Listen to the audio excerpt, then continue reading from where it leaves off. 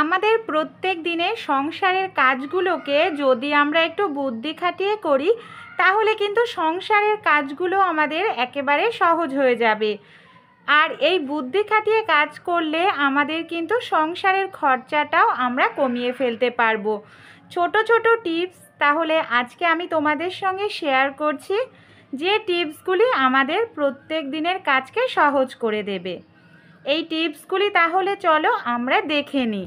প্রথম যে টিপসটি, রসুন আমরা প্রত্যেকেই খাই। অনেক সময় যখন অনেকটা পরিমাণ রসুনের খোসা ছাড়াতে যাই খুবই সমস্যার মধ্যে পড়তে হয়।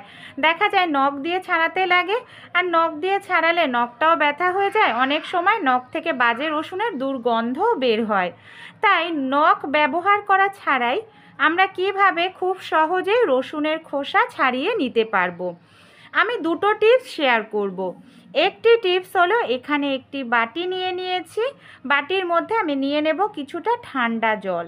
ঠান্ডা জলের মধ্যে যদি রসুনের কোয়াগুলোকে 2 থেকে 3 মিনিটের জন্য একটু ভিজিয়ে রাখতে পারি তাহলে রসুনের যে খোসাটা আছে নরম হয়ে যাবে, খুব সহজেই খোসাটা ছাড়িয়ে নিতে পারবো।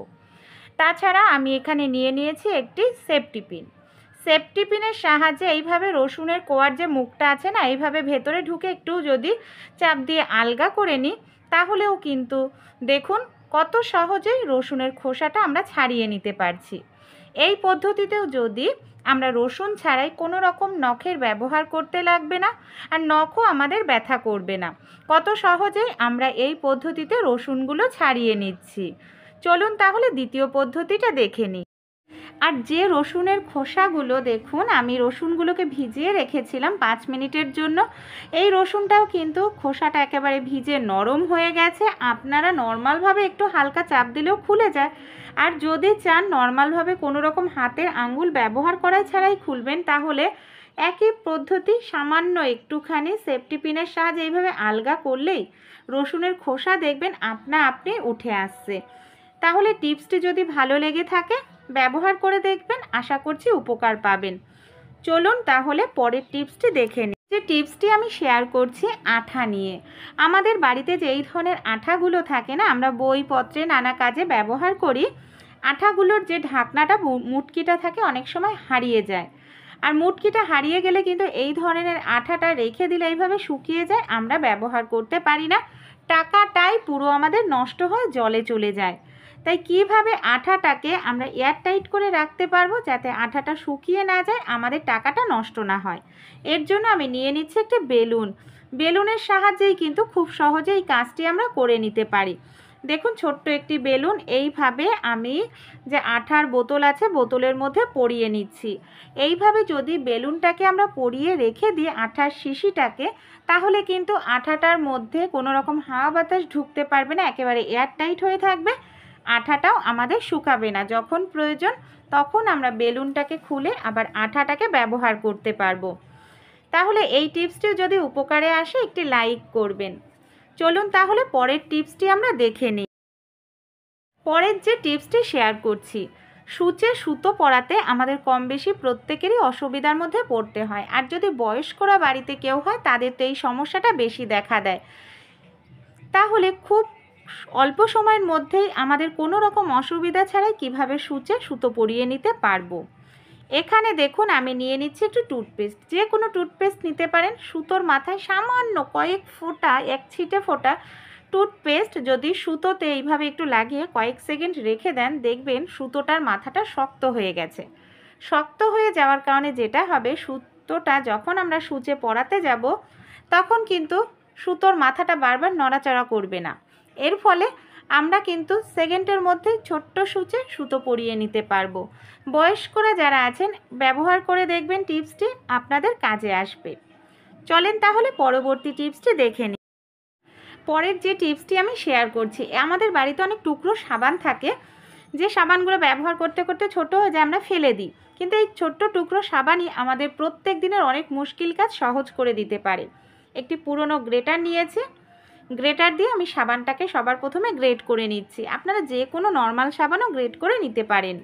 মধ্যে আমি দিয়ে দিচ্ছি 1 চামচ পরিমাণ বেকিং সোডা, সেই সঙ্গে আমি দিয়ে দিচ্ছি 1 চামচ পরিমাণ ডিটারজেন্ট পাউডার। সামান্য পরিমাণ আমি দিয়ে দিচ্ছি এখানে হোয়াইট ভিনেগার, আর সামান্য একটু ডেটল। তারপর সবগুলো উপকরণ খুব ভালো করে মিশিয়ে নেব। আমাদের কিন্তু সবগুলো উপকরণ এইভাবেই দিতে হবে যাতে আমরা মিশ্রণটা এইভাবে টাইটভাবে মুঠো করলে মুঠো হয়ে যায়, একেবারে পাতলা করা যাবে না। এইভাবে খুব ভালো করে আমি হাতের সাহায্যে মেখে নিচ্ছি। এটাকে আমরা কি কাজে ব্যবহার করব তাহলে চলুন দেখে নিই। খুব ভালো করে আমি মেখে নিয়েছি।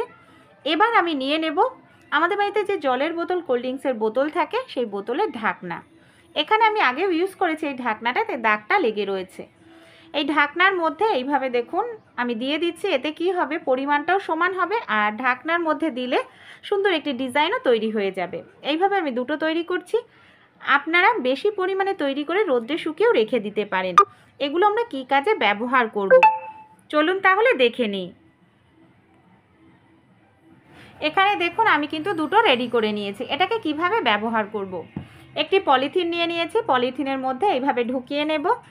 তারপর একেবারে টাইট করে আমি আটকে নেব যাতে পলিথিনের এই মিশ্রণটার মধ্যে জায়গা না থাকে।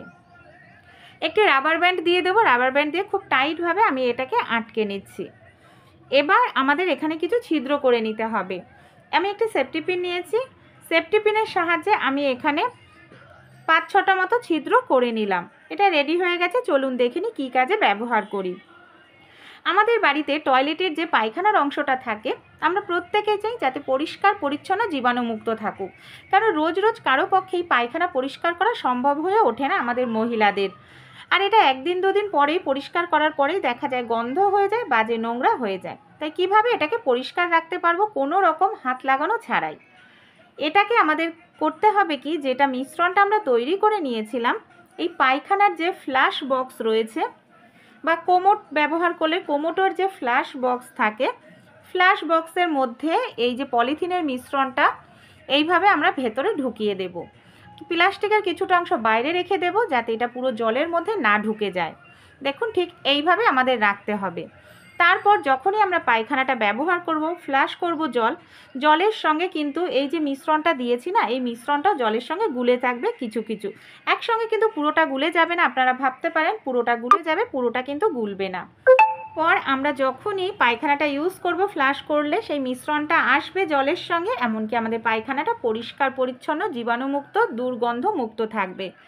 তাহলে টিপসগুলি যদি ভালো লেগে থাকে বন্ধুবান্ধবদের সঙ্গে শেয়ার করবেন। আমার চ্যানেলটাকে সাবস্ক্রাইব করে পাশে থাকবেন।